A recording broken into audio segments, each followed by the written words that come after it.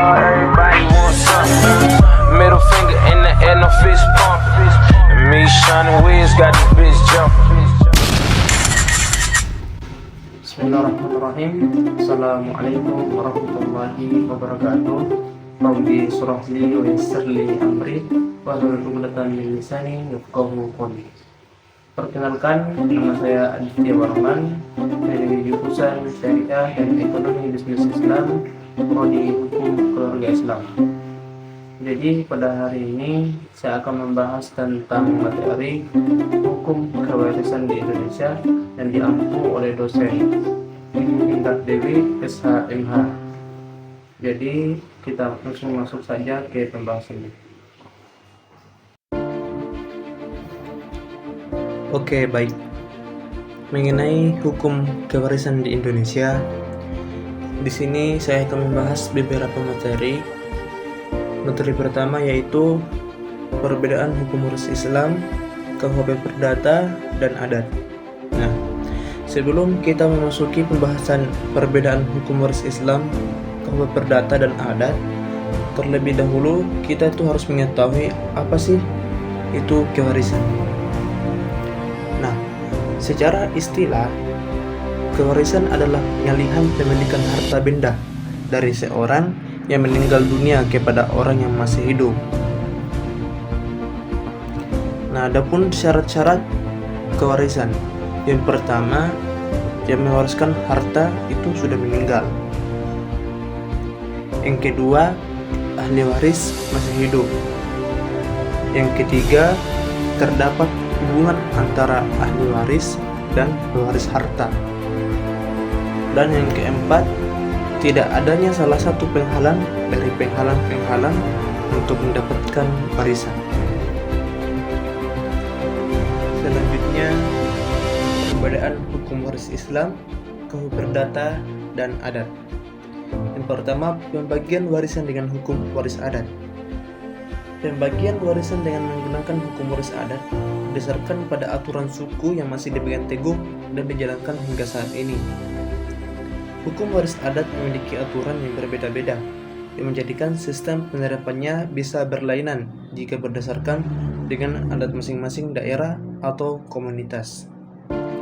Pada dasarnya ada 3 sistem yang dijadikan patokan dalam hukum waris adat, yaitu sistem patrilineal, sistem matrilineal, dan sistem parental atau bilateral. Selanjutnya, pembagian warisan dengan hukum waris perdata. Sistem ini menggunakan dasar hukum waris perdata, yang dimana hukum waris KUHP Perdata sudah diatur dari pasal 830 sampai 1130 KUHP Perdata. Pembagian warisan ini biasanya dilakukan di hadapan seorang notaris. Aturan hukum warisan perdata sudah mengatur secara jelas golongan mana saja yang berhak mendapatkan warisan dan golongan mana saja yang tidak berhak mendapatkan warisan. Adapun pembagian warisan dengan hukum waris Islam. Penerapan dalam hukum Islam sudah cukup jelas dan berdasarkan kepada aturan dalam Al-Quran. Pembagian warisan dalam hukum Islam haruslah dilakukan setelah ahli waris mengurus segala kebutuhan pewaris dan membayarkan ataupun menyelesaikan utang piutang pewaris. Pembahasan selanjutnya, sistem pembagian warisan patrilineal dan matrilineal. Dalam sistem patrilineal, sistem ini menganut pembagian warisan berdasarkan keturunan dari bapak atau ayah, sehingga perempuan itu tidak mendapatkan porsi bagian dari warisan. Hukum waris adat ini dengan sistem patrilineal masih diterapkan oleh beberapa suku di Batak, Gayo, Nias, Lampung, NTT, dan lainnya. Nah, sedangkan sistem matrilineal hukum waris adat itu menggunakan sistem yang berlawanan dengan sistem patrilineal, yang dimana pembagian warisan hanya diambil dari garis keturunan ibu. Nah, sedangkan tadi dari sistem patrilineal hanya bergaris kepada bapak atau ayah. Pembahasan selanjutnya, sistem pembagian warisan bilateral atau parental. Sistem parental atau bilateral Sistem ini merupakan jalan tengah yang membuat pembagian harta warisan berdasarkan garis keturunan dari ayah dan ibu. Jadi, tidak hanya salah satunya saja. Tetapi dalam hukum waris adat ini, kedudukan laki-laki dan perempuan dianggap setara sehingga masing-masing garis keturunan bisa mendapatkan warisan yang merata.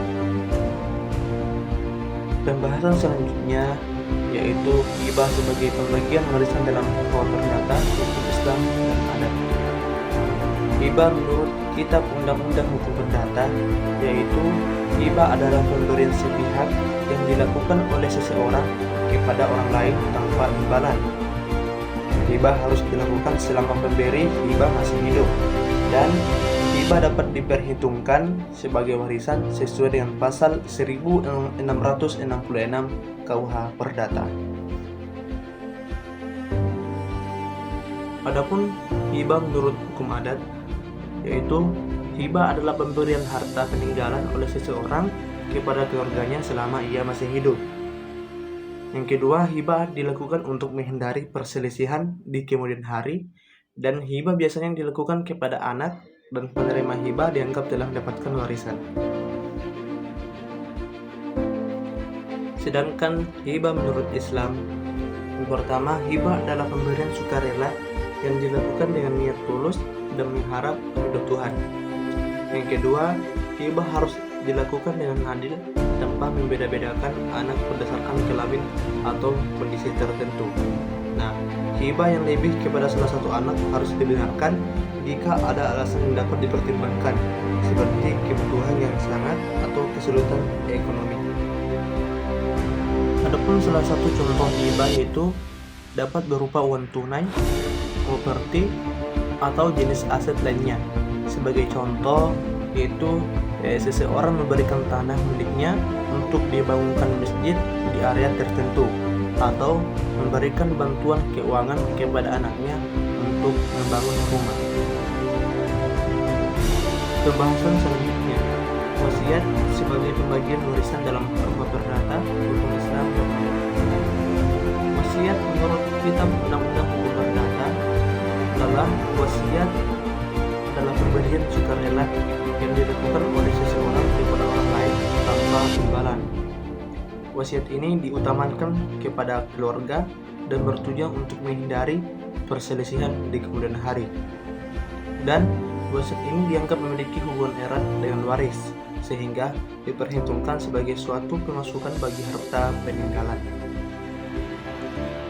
Pasal 874 KUH Perdata menyebutkan segala harta seseorang yang meninggal dunia adalah kepunyaan para ahli warisnya menurut undang-undang. Sejauh mengenai hal itu, dia belum mengadakan ketetapan yang sah.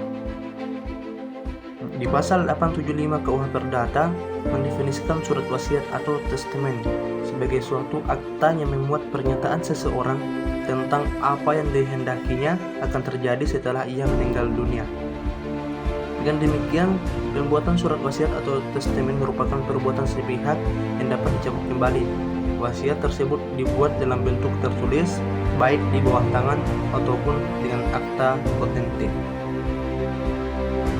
Adapun wasiat menurut hukum adat, wasiat merupakan suatu jalan bagi pemilik harta kekayaan untuk semasa hidupnya dengan menyatakan keinginannya yang terakhir tentang pembagian harta peninggalannya kepada ahli waris yang baru akan berlaku setelah ia meninggal.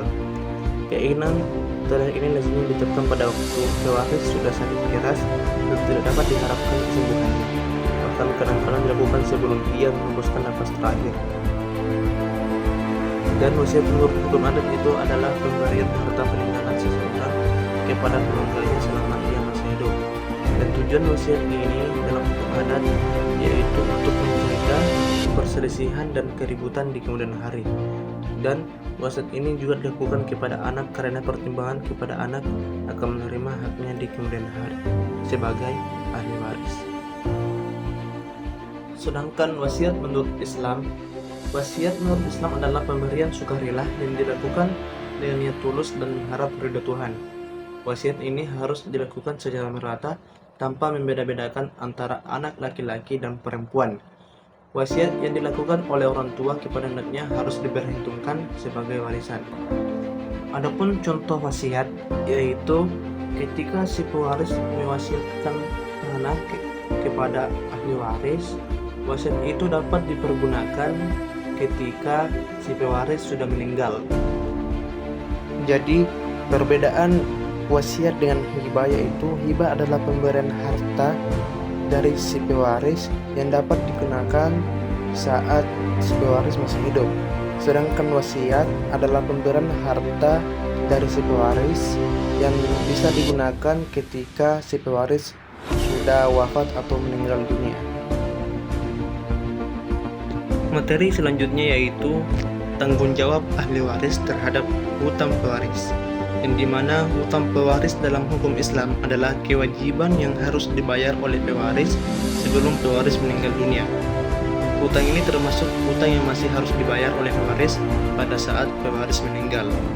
Ketika pewaris sudah meninggal tetapi masih mempunyai hutang, maka hutang ini beralih ke ahli waris yang mengambil warisan tersebut, yang dimana ahli waris dalam hukum Islam bertanggung jawab untuk menyelesaikan hutang-hutang yang masih harus dibayar oleh pewaris. Ini berarti ahli waris harus membayar hutang-hutang tersebut dari harta warisan yang diterima. Hutang-hutang yang masih harus dibayar oleh pewaris harus dihitung dalam warisan. Hal ini berarti bahwa hutang-hutang tersebut harus diperhitungkan dalam pembagian warisan, sehingga ahli waris yang menerima warisan harus membayar sebagian atau seluruh hutang tersebut dari harta warisan yang diterima. Dan yang kita ketahui bahwasanya si ahli waris tak dapat menerima warisan dari pewaris tersebut ketika si pewaris masih memiliki hutang. Contohnya, ketika si pewaris memiliki harta peninggalan sebanyak 100 juta dan memiliki hutang sebanyak 30 juta, maka si ahli waris bertanggung jawab membayar hutang tersebut terlebih dahulu baru bisa menerima warisan dari si pewaris. Tetapi ketika harta peninggalan si pewaris lebih banyak mempunyai hutang, maka ahli waris mempunyai hak untuk menolak menyelesaikan hutang-hutang pewaris ketika tidak mampu melunasi. Oke, baik, mengenai materi terakhir yaitu problematika pelaksanaan hukum waris di Indonesia. Problematika pelaksanaan hukum waris di Indonesia dapat dilihat dari beberapa aspek, termasuk ketidakpastian hukum, perbedaan hukum adat, dan ketidakadilan dalam pembagian warisan. Yang pertama, ketidakpastian hukum. Dalam ketentuan umum, hukum waris di Indonesia seringkali memiliki ketentuan yang umum dan tidak spesifik, yang dapat menyebabkan ketidakpastian dalam pelaksanaannya. Nah, di dalam pembagian warisan dalam hukum adat seringkali tidak merata dan dapat menyebabkan ketidakadilan dalam pembagian harta warisan. Dan pembagian warisan yang tidak merata dapat menyebabkan ketidakpuasan dan perselisihan di antara ahli waris. Oleh karena itu, diperlukan suatu pilihan hukum, yaitu choice of law, yang dimana untuk mempermudah penyelesaian sengketa yang mungkin timbul dari hukum kewarisan tersebut. Nah, choice of law ini merupakan bagian dari kebebasan berkontrak, yaitu para pihak bebas untuk menentukan isi dari kontrak termasuk pilihan hukumnya, apakah dia ingin mengambil hukum adat, hukum Islam, dan hukum KUA Perdata. Nah, itulah tadi pemaparan dari saya tentang hukum kewarisan di Indonesia. Kurang-kurangnya mohon dimaafkan. Wallahu muwaffiq ila aqwamit thoriq. Assalamualaikum warahmatullahi wabarakatuh.